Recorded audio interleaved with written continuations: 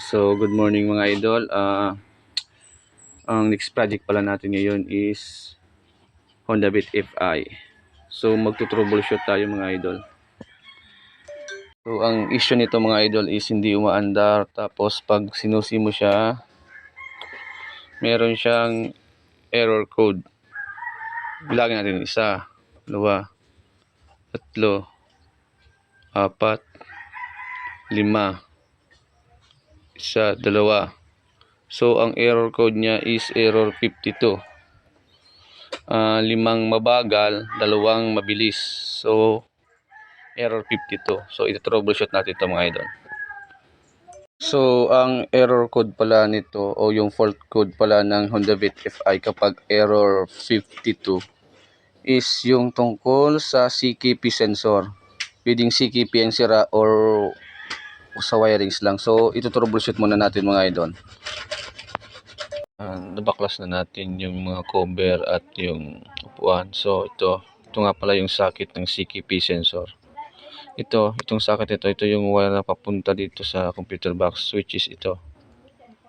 Dito kadugtong siya. Tsaka ito naman isa. Itong socket ito yung galing sa CKP sensor. So, gawin natin ngayon, i-troubleshoot natin muna yung wirings. So, bunutin natin yung mga socket dito. Pati pala ito, yung socket dito sa harness na mula sa battery. So, ang gagawin natin, i-check natin yung wire galing dito, isa-isa, papunta dito sa wire nito. So, i-color coding lang na natin. So ayan, gagawin tayo ng wire. Dito sa positive at negative. Isang wire sa negative yung papunta dito sa socket dito sa computer box. So, ginawa ko, naglagay ako ng karayom kadugtong nitong wire na to. Tapos, nilagay ko dito sa green.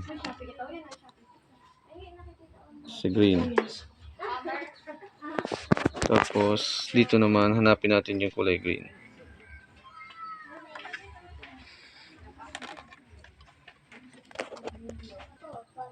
So, ayan, umilaw. So, ibig sabihin, may connection siya. So, ang gagawin natin dito is isa-isayin natin to. Itong mga wire na to. Isa-isayin natin, i-check gamit ang test light. Papunta dito. Kung ano yung coding ng wire, yun din gagawin natin. So, ito ang gamit nating pin. Mga idol. Ayun mga idol, natapos ko nang i-check. So, check lahat yan. So, isa lang ang isang wire lang ang walang connection. So, itong brown. Yan, itong brown na yan. Yan ang wala. So, ang ginawa ko, nag-bypass na lang ako ng wire papunta dito. Punta dito.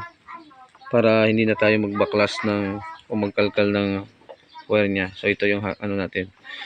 Bypass. So, dapat secure nyo na may balot din tong electrical tape. So, ibalik na natin itong mga idol at testingin natin. So, ayan mga idol, naibalik na natin yung mga socket niya. Ito yung socket sa CKP sensor.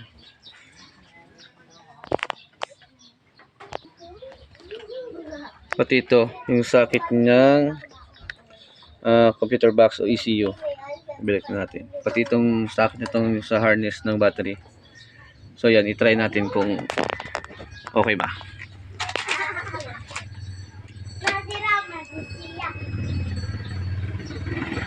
So ayan mga idol, makita nyo wala na yung engine niya, check engine. So try natin i-start.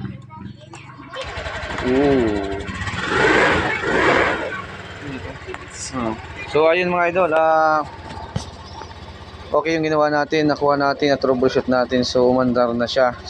So ayan, ang ginamit ko pala dyan ay test light kasi wala pa tayong diagnostic tool. So ayun, nakuha naman natin. So parating din yung panahon na makakabili din tayo ng diagnostic tools para sa mga Fi motorcycle mga idol. So okay na siya mga idol. So kailangan na lang i-cover na lang natin to para makuha na ng may-ari. So sa mga nanood mga idol, sana may konti kayong nakuha sa ating video. So salamat sa pagsayang ng ilang minuto nyo sa panonood ng ating video. So thank you very much mga idol. So ride safe always mga